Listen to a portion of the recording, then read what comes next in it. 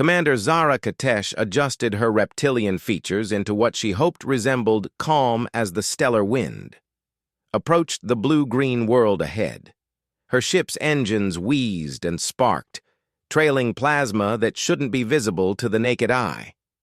3 months of running from hegemony forces had pushed their vessel far beyond safe operating limits.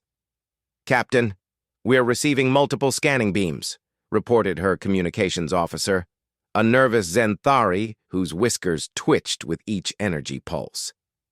12? No, 15 different sources. They're not hostile, just thorough. Zara's claws drummed against her command chair. Earth, the legendary homeworld of humanity, a species that had earned equal parts respect and bewilderment throughout the galaxy. Stories spoke of their impossible victories, their strange customs, and their inexplicable ability to turn disasters into opportunities. The comm system crackled to life with a voice that sounded almost musical compared to the harsh tones of most species. "Unknown vessel, this is Earth Defense Control. You appear to be experiencing mechanical difficulties. Do you require assistance?"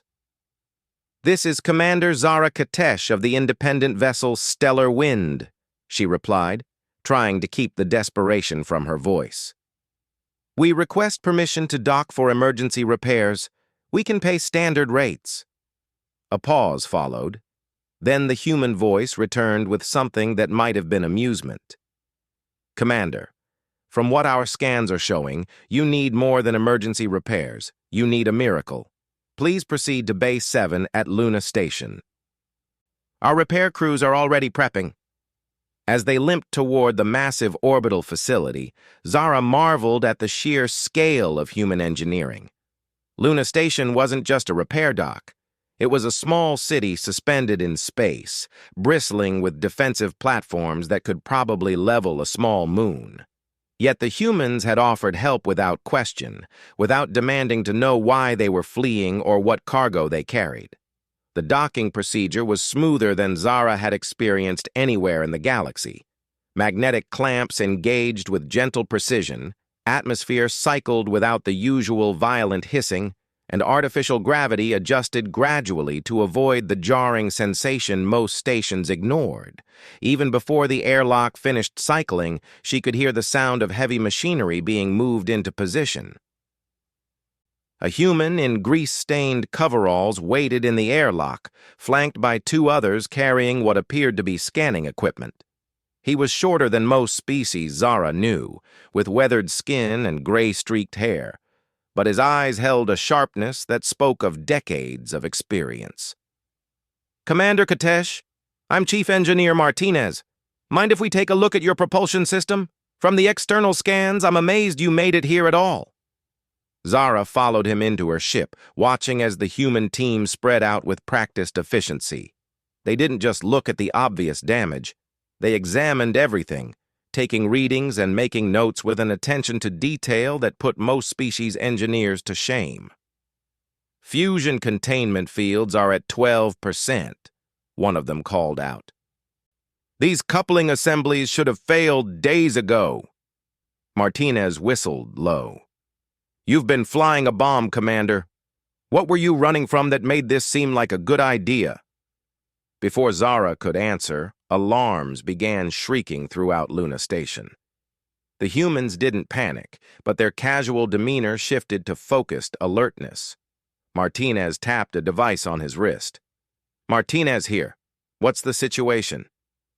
"Chief, we've got 18 hegemony destroyers dropping out of hyperspace. They're demanding we surrender the ship in Base 7 and its crew." Zara's hearts sank.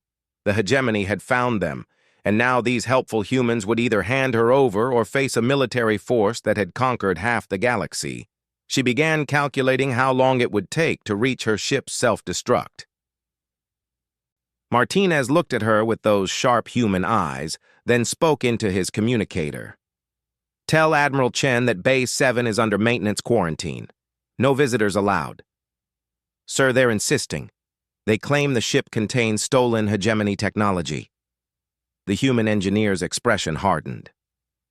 Then tell them they can file a formal complaint with Earth's Department of Interstellar Affairs. Standard processing time is 6 to 8 weeks. Zara stared at him. You don't understand. The hegemony doesn't accept delays. They'll attack. Martinez grinned, and for the first time, Zara understood why humans had such a fearsome reputation in certain circles. Commander, let me explain something about human nature. We don't like bullies, and we really don't like being told what to do in our own space. The comm system activated again, this time with a different voice. Crisp, authoritative, unmistakably military. Hegemony vessels, this is Admiral Chen of Earth Defense. You are in violation of the Sole Exclusion Treaty by entering this system with armed warships. You have 30 minutes to withdraw or face the consequences. Admiral, came the hegemony response, cold and arrogant. We seek only the criminals aboard the vessel in your Bay 7. Surrender them, and we will depart. Counter-offer, Admiral Chen replied. You leave now, and we don't demonstrate why the galaxy learned to be very polite when dealing with humans. The tension was so thick Zara could taste it. Her ship contained evidence of hegemony war crimes, the real reason for their pursuit. These humans were risking their entire station for strangers they'd known for less than an hour. Martinez turned back to his work, as if 18 destroyers weren't pointing weapons at the station. Don't worry, Commander. By the time this diplomatic dance is finished, we'll have your ship running better than new. Humans have a saying, in for a penny, in for a pound. Since we're already helping you, we might as well do it right. While Admiral Chen engaged in increasingly creative diplomatic insults with the hegemony fleet, Chief Martinez and his team worked with a speed that defied belief. Zara watched from the observation deck as humans swarmed over her ship like industrious insects. But these insects had advanced degrees in engineering and access to technology that made her head spin. Commander, Martinez called through the comm, we need to completely rebuild your fusion core. The good news is, we're upgrading you to a Mark 7 human hybrid system. The bad news is, well, there isn't any bad news, actually. Dr. Sarah Kim, a Korean-American engineer with coffee-stained lab clothes, approached Zara with a tablet displaying technical schematics. We're not just fixing your ship, Commander. We're making it better. Human engineering philosophy is simple. If it's worth doing, it's worth overdoing. The upgrades were staggering. New fusion containment fields that operated at 99% efficiency instead of the Galaxy standard 70%. Shield generators that could withstand direct hits from hegemony plasma cannons. Navigation computers that calculated hyperspace jumps with precision that most species considered impossible. Why? Zara asked, overwhelmed. This must cost more than my ship is worth. Dr. Kim smiled and handed her a steaming cup of dark liquid. Try this first. Then I'll explain. The beverage hit Zara's system like a gentle explosion of energy and focus. Her scales brightened, her thoughts sharpened, and suddenly the exhaustion of 3 months running melted away. What is this miracle substance? Coffee, Dr. Kim laughed. Specifically, a Colombian blend with just enough synthetic enhancers to make it safe for non-human metabolism. We've been working on that formula for years. Martinez climbed out of an access hatch, wiping his hands on a rag. As for why we're upgrading your ship instead of just patching it, that's simple human logic. You're fighting the hegemony, which makes you the good guys by default.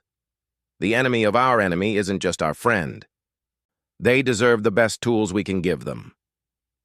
Through the observation port, Zara could see the standoff continuing. The hegemony destroyers maintained their position just outside Luna Station's defensive perimeter, their commanders probably trying to figure out if humans were bluffing about their military capabilities. They weren't. Your species confuses the entire galaxy, Zara admitted, taking another sip of the remarkable coffee. You offer aid to strangers, stand up to superior forces, and upgrade our ship for free. What do you gain?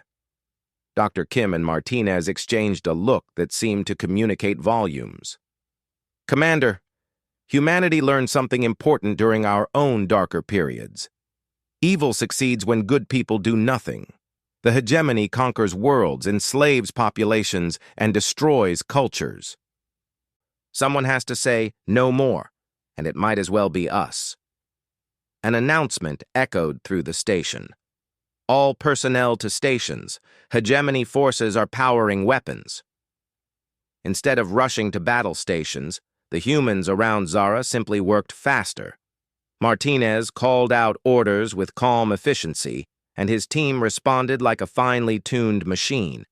More humans arrived, wheeling in components that looked far too advanced to be standard repair equipment. Those are military-grade upgrades, Zara breathed, recognizing some of the technology from intelligence reports. Technically, they're prototype civilian safety improvements, Dr. Kim said with a straight face. Amazing how often our civilian research produces things that look exactly like military hardware. A Zenthari crew member from Zara's ship approached hesitantly. Commander, the humans have asked if we want our personal quarters upgraded too. They've offered to install something called entertainment systems and improved climate control. I don't understand what they want in return. Before Zara could answer, a young human technician with bright pink hair and grease under her fingernails spoke up. Nothing, actually. We're installing them because you guys have been living in what amounts to military prison cells. Every sapient being deserves basic comfort. The Zenthari's whiskers twitched in confusion. But why do you care about our comfort? The technician shrugged. Because you're people, and people matter. It's not complicated. Zara felt something shift in her understanding of humanity. They weren't just helping out of tactical advantage or political calculation. They genuinely seemed to believe that doing good was reason enough to do good. Dr. Kim led her to a new section of the ship that hadn't existed an hour ago. We've added a medical bay with automated surgical systems, an expanded galley with food processors programmed for 17 different species' nutritional needs, and, this is the important part, a proper coffee brewing station. You added an entire room just for making coffee? Commander, let me share some human wisdom. Never underestimate the power of good coffee to improve morale, decision-making, and general quality of life. We've calculated that properly caffeinated crews are 47% more effective in crisis situations. The ship's intercom crackled. All crew to stations. We're getting word that more ships are jumping into the system. Zara's heart sank again. But Martinez just grinned. Don't worry, Commander. Those aren't hegemony reinforcements. Through the observation deck, Zara watched in amazement as ship after ship dropped out of hyperspace. But instead of the aggressive designs of hegemony warships, these vessels bore the markings of dozens of different species. Human allies, arriving in response to some call she hadn't heard. How did they know to come? She asked.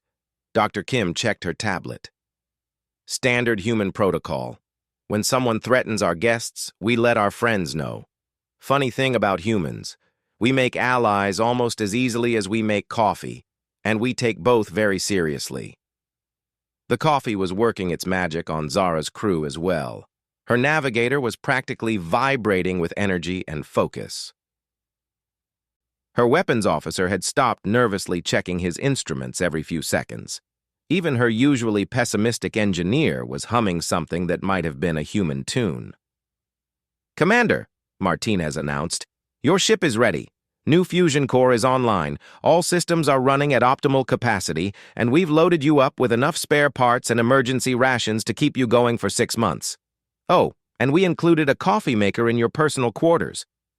Consider it a going-away present. Zara stared at the transformed vessel that had been her home for 5 years. It looked sleeker, more powerful, and somehow more alive than it had ever been. I don't know how to thank you. Thank us by using what we've given you to make the galaxy a better place, Dr. Kim said simply. And remember, Earth's always here if you need help. Supplies, or just a really good cup of coffee? The standoff reached its breaking point when the hegemony commander made a fatal error in judgment. He opened fire on a human medical transport that had been delivering supplies to the growing fleet of Allied vessels. The transport's shields held, no one was injured, but Admiral Chen's voice when she responded could have frozen plasma. All vessels, this is Admiral Chen. The hegemony has committed an act of war against unarmed medical personnel. You are authorized to respond with appropriate force. What happened next would be studied in military academies across the galaxy for generations. The human defense platforms didn't just fire back. They unleashed a coordinated barrage that turned space itself into a light show of destruction. The lead hegemony destroyer simply ceased to exist, vaporized by weapons that violated several treaties on excessive firepower. The remaining 17 destroyers lasted exactly 4 minutes and 37 seconds. From the observation deck, Zara watched in stunned silence as humanity demonstrated why they were considered the galaxy's most terrifying military force when properly motivated. Their ships moved with impossible coordination, their weapons fired with surgical precision, and their tactics displayed a creativity that bordered on artistic. "Holy stars," her navigator whispered, still energized by his third cup of coffee. They just destroyed 18 hegemony destroyers without losing a single ship. Dr. Kim appeared beside them, seemingly unbothered by the military demonstration happening outside. "Admiral Chen doesn't like people shooting at medical transports. She takes that sort of thing personally." Admiral Chen's voice came over the station-wide comm. "Commander Katesh, please report to Conference Room Alpha at your convenience. We need to discuss your situation." 20 minutes later, Zara found herself in a room that seemed designed to make visitors feel both welcome and slightly overwhelmed. The conference table was made from real Earth wood, something so rare in the galaxy that most species considered it mythical. Admiral Chen sat at one end, a woman in her 50s with silver hair, and the kind of calm confidence that came from knowing she commanded the most powerful military force in known space. "Commander, your ship contained some interesting intelligence about hegemony activities in the Outer Rim," Admiral Chen began without preamble.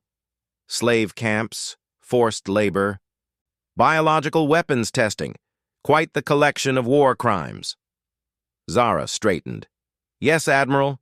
That's why they were pursuing us. The information could expose their entire operation." "Could?" Admiral Chen smiled, and it wasn't a pleasant expression. "Commander, as of 30 minutes ago, that information was simultaneously broadcast to every news network, government, and resistance cell in the galaxy. The hegemony's secret activities aren't secret anymore." The implications hit Zara like a meteor strike. "The Outer Rim worlds will revolt. The slave camps will rise. The hegemony's entire frontier will explode into rebellion." "Exactly. Which brings us to your new problem." Admiral Chen leaned forward. "Those rebellions are going to need support. Ships, weapons, supplies, leadership. Coincidentally, humanity has a few of those things lying around." Another human entered the room, a man in an expensive suit, who somehow looked more dangerous than the uniformed officers.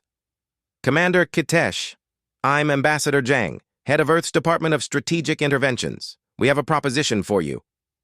What followed was the most surreal conversation of Zara's life. The humans didn't just want to help the brewing rebellion, they wanted to hand it over to her, complete with a fleet of warships, supply lines, and enough resources to liberate half the galaxy. "This is the Earth Third Fleet," Admiral Chen explained, activating a holographic display that showed hundreds of ships. 12 heavy cruisers, 36 destroyers, 48 frigates, and enough support vessels to keep them running for 2 years. "They're yours." Zara's brain struggled to process the information. "Mine? You're giving me an entire fleet?" "Technically, we're selling it to you for 1 credit, with very generous payment terms," Ambassador Jang clarified. For legal reasons, you understand. But yes, you now command one of the largest free fleets in the galaxy. But why? Zara asked, the question that had haunted her since arriving at Luna Station. Admiral Chen and Ambassador Jang exchanged one of those meaningful human looks. Commander, humanity has a saying, with great power comes great responsibility. We have the most advanced military in the galaxy, the strongest economy and technology that most species consider impossible. We could conquer everyone, but that would make us no better than the hegemony. Instead, Ambassador Jang continued, we choose to use our power to help others gain theirs. Free people fighting for their freedom will always fight harder than slaves fighting for their masters. Dr. Kim entered the room carrying a tray of coffee and what appeared to be small cakes. I thought you might want refreshments while you plan your rebellion. The coffee should help with tactical thinking. As Zara sipped her coffee and stared at the holographic fleet display, she realized she was looking at the end of the hegemony. Not because humans would destroy them directly, but because they had just given their enemies the tools to destroy themselves. There's one condition, Admiral Chen added. Every ship in that fleet has a full coffee brewing station and emergency supplies of Earth's finest blends, non-negotiable. But, Admiral, Zara protested, I've never commanded anything larger than a single ship. How can I lead a rebellion? Dr. Kim smiled. Commander, you spent 3 months outrunning the entire hegemony fleet with a ship held together by hope and determination. You exposed their war crimes knowing it meant certain death if you were caught. You risked everything to do what was right. That's exactly the kind of person who should lead a rebellion. The next few hours were a blur of briefings, introductions, and technical demonstrations. Zara met the captains who would serve under her, humans who had volunteered to leave Earth's protection and fight for the freedom of species they'd never met. Each one seemed genuinely excited about the prospect of taking on the hegemony. Captain Rodriguez of the heavy cruiser. Determination summed up the human attitude perfectly. Commander, we've been looking for an excuse to mess with the hegemony for years. You've given us the perfect opportunity to do it legally. As Zara stood on the bridge of her new flagship, looking out at the assembled fleet, her communications officer, the same nervous Zenthari who had detected the original scanning beams, approached with a message pad. Commander, we're receiving communications from 17 different worlds requesting assistance with their liberation efforts. Also, 3 major corporations want to discuss supply contracts, and someone calling themselves the Free Traders Alliance is asking about escort duties. Zara accepted another cup of coffee from a helpful human ensign and smiled. Signal all ships to prepare for departure. It's time to free the galaxy. Behind them, Earth continued its quiet rotation, its people already back to their normal lives of outrageous generosity and casual impossibility. They had turned a simple repair job into the largest rebellion in galactic history, armed it with their best ships, staffed it with volunteers, and sent it off with enough coffee to caffeinate a small army. Just another day for humanity, really.